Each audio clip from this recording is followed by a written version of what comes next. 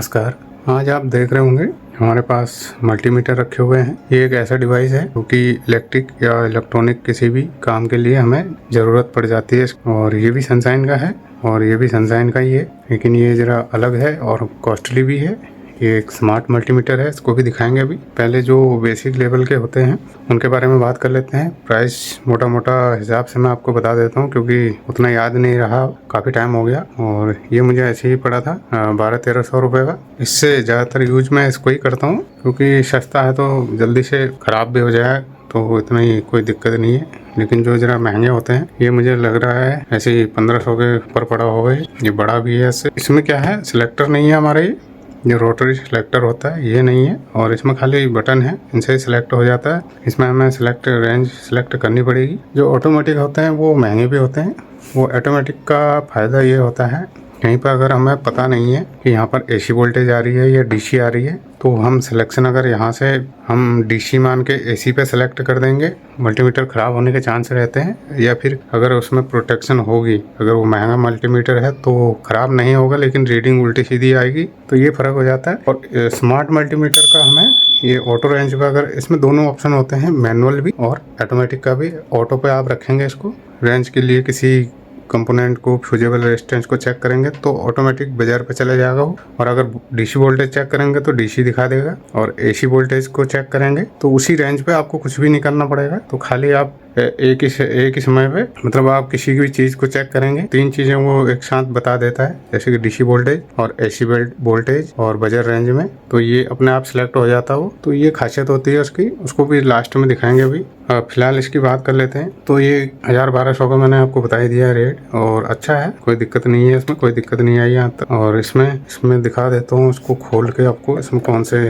Cell डलते हैं। तो कई तरह के सेल डलते हैं अलग अलग, किसी में ट्रिपल आता है, किसी में 9 वोल्ट की बैटरी भी रहती है। तो इसको खोलने की कोशिश करता हूँ, मैं सभी को खोल के दिखा दूंगा। अल्टी पल्टी कर लेनी चाहिए। क्या होता है, मैंने इसमें एक टेप लगा रखी है, क्योंकि बजर इसका बहुत तेज बजता है, इसलिए तो मुझे अच्छा नहीं लगता है, ज़्यादा तेज साउंड होता है जब टू टू करता है वो। क्योंकि सेलों को हमें चेंज या देखते रहना चाहिए, क्योंकि क्या होता है कई बार सेल गल जाते हैं इसके अंदर ही, तो ये ख़राब होने के चांस रहते हैं, जंग लग जाता है। तो इसलिए ये ध्यान रखें, बीच बीच में महीने में 1.5 महीने में चेक करें तो मल्टीमीटर आपका सही रहेगा और सेल भी ठीक रहेंगे, जंग भी नहीं आएगा जल्दी से। तो ये फ़ायदा होता है। और ये लोकल मार्केट में भी मिल जाएगा आपको।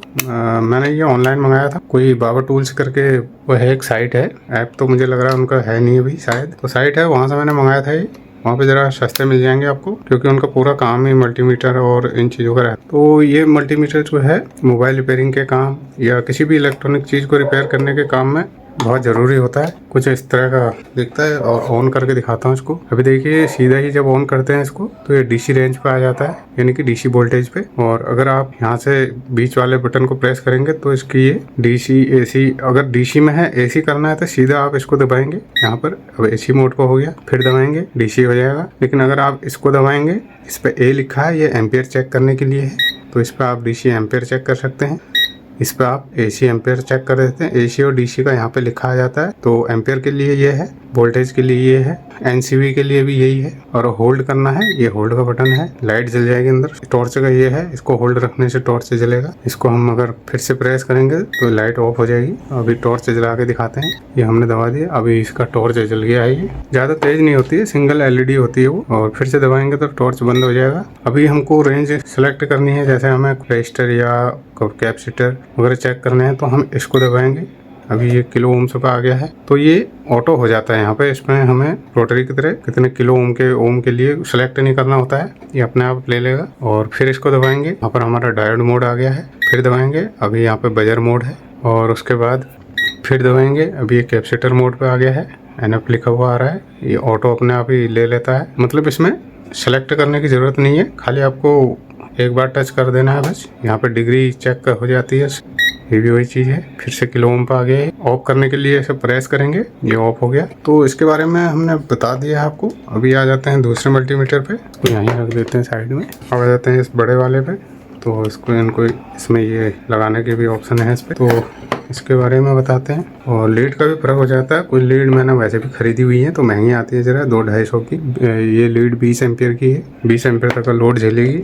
और इस पर तो 10 एम्पियर कम से कम वो भी होगा। तो चलो अभी वो बात नहीं करते हैं, अभी मल्टीमीटर की बात करते हैं। तो इसमें क्या है, हमें सेलेक्ट करने के लिए अभी ये ऑफ मोड पर रहता है। जैसे हम इसको घुमाएंगे ऑन हो जाएगा, देख रहे हैं आप। तो ये AC वोल्टेज पे आ गया है। अभी फिर घुमाएंगे, अभी ये DC वोल्टेज पे आ गया, लिखा हुआ आता है इस पर भी। इसमें भी लाइट जलाने का ऑप्शन है, ये अभी लाइट जल गई है इसके अंदर। अभी फिर बदलते हैं, अभी ये मिली वोल्ट पे हो गया है। इसमें मिली वोल्ट DC वोल्टेज है। अभी मिली वोल्ट के लिए यहाँ पे सेलेक्ट करना होगा और यहाँ पे हम डायोड रेंज, ओम्स रेंज और कैपेसिटर रेंज, बजर रेंज, चारों चीज़ें एक ही जगह पे हैं। और यहाँ पे हम हर्ट्ज चेक कर सकते हैं, यहाँ पर हम DC एम्पेयर चेक कर सकते हैं, यहाँ पर हम मिली एम्पेयर चेक कर सकते हैं DC के, और यहाँ पे माइक्रो एम्पेयर चेक कर सकते हैं DC के। इसमें एक चीज़ ये है, इसमें एम्पेयर हम AC एम्पेयर चेक नहीं कर सकते हैं। और यहाँ पर करेंगे तो NCV पे आ जाएगा। ये बोल रहा है लाइट के पास ले जाना इसको तो। और ये जो हमारा NCV होती है, ये हमारी AC वोल्टेज पे काम करता है। इसके बारे में तो हो गया, मैंने दिखा दिया आपको। अभी इसको ऑफ कर देते हैं। यहाँ पर रेंज के लिए ये दे रखा है, रेंज आपको कम ज़्यादा सिलेक्ट करनी है वो ये है, और रिपीट में देखना हो वहाँ पे ये है।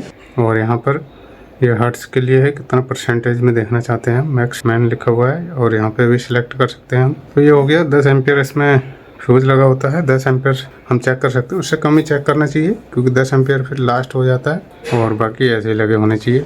और इसको भी खोल के दिखा देते हैं आपको पीछे से। ये भी सेम टू सेम वैसे ही है, थोड़ा सा ये बड़ा है, फीचर का फर्क रहता है।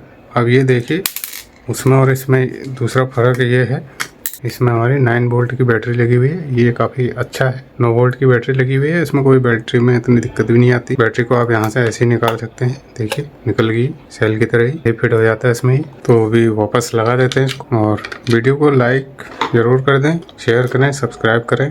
जो नए लोग हैं तो बहुत बहुत आभारी हैं हम आप सब, हमारी वीडियो को पसंद करते हैं कि ये भी बेसिक लेवल की चीज़ें हैं। ये जो लोग सीख रहे हैं उनको जानकारी होनी चाहिए किस तरह का मल्टीमीटर कौन सा होता है, उनके काम के लिए कौन सा अच्छा है, तो उनको सिलेक्ट करने में काफ़ी आसानी होगी। तो पीछे से कुछ इस तरह का दिखेगा, और इसको हम कहीं पर टांग भी सकते हैं कील व्हील में, और इनको हम यहाँ लगा सकते हैं इसमें। तो ये स्टोरेज के लिए काफ़ी अच्छा हो जाता है। अभी इसको रख देते हैं साइड में। अब आगे है हमारी इस वाले मल्टीमीटर की बारी। इसको मैं काफ़ी कम यूज़ करता हूँ, जहाँ पे भी ज़्यादा एक्यूरेसी की ज़रूरत होती है तो वहाँ पे ये एक्यूरेट, जो जितना महंगा मल्टीमीटर होगा उसकी एक्यूरेसी उतनी बढ़िया होगी।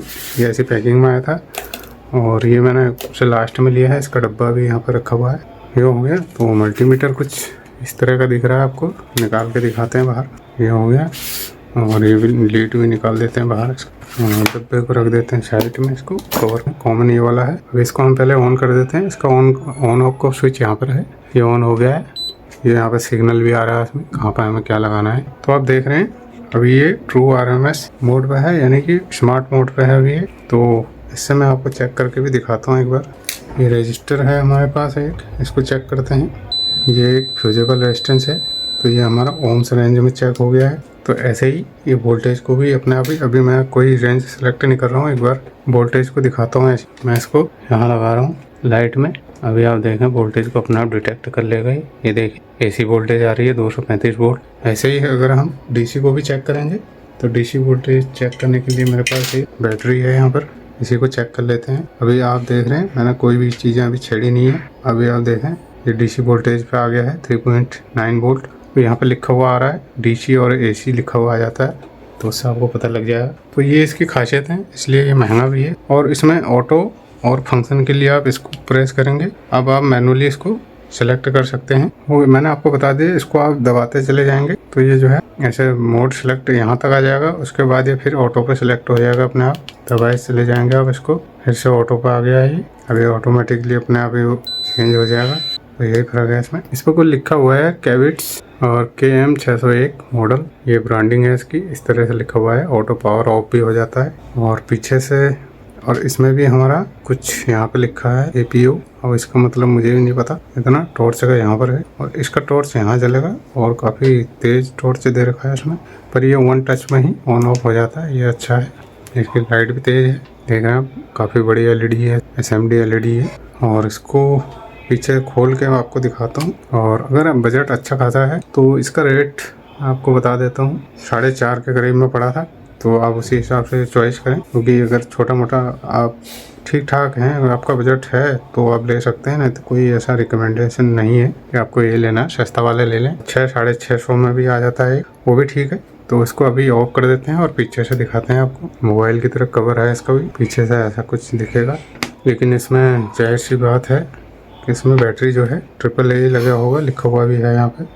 मल्टीमीटर आप घर में अगर आपका काम नहीं भी है, रखते भी हैं, तभी भी आपके लिए अच्छा ही है, कोई दिक्कत नहीं है। मल्टीमीटर को रखना ऐसा ज़रूरी नहीं है कि जो कोई काम जानता है मल्टीमीटर को वही रखे, कोई भी रख सकता है। कभी वोल्टेज चेक करनी हो या कोई आपका सेल ही ख़राब हो जाता है, या उससे ये पता लग जाता है कि वाकई में सेल ख़राब है या हमारा डिवाइस ही ख़राब है, तो उन चीज़ों का काम आ जाता है, हम कंफर्म कर सकते हैं। तो इसमें आप देख रहे हैं 3 बैटरी लगी हुई है, को निकाल के देखते हैं। लेकिन बैटरी को मैंने आपको बताया है रिमूव करते रहना चाहिए, तो ये सही रहता है, नहीं तो गलने की वो हो जाती है चांसेस, काफ़ी लंबे समय से लगे रहते हैं। तो इस तरह का इसमें दे भी रखा है सब कुछ, 1.5 वोल्ट का होना चाहिए और डिटेल दे रखी है कैसे कैसे लगाना है, प्लस माइनस।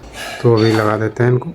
ये हो गया माइनस प्लस, और फिर ये चालू हो जाता है बैटरी लगाने में। बंद कर देते हैं, फिर से इसको वापसी लगा देते हैं। इसमें किसी भी चीज़ को हो ज़बरदस्ती नहीं लगाना चाहिए। अगर वो बैठ नहीं रहा है सही, तो आप देख लें उसको पहले किस तरह से बैठेगा। कई बार क्या होता है, ज़बरदस्ती लगाने के चक्करों में टूट जाता है। तो कोई भी चीज़ हो तो सावधानी बहुत ज़रूरी होती है, जोर नहीं लगाना चाहिए ज़्यादा। अगर नहीं बैठ रहा तो ज़रूर वो कहीं ना कहीं अटक रहा है, तो उस चीज़ को देखें कहाँ पर अटक रहा है।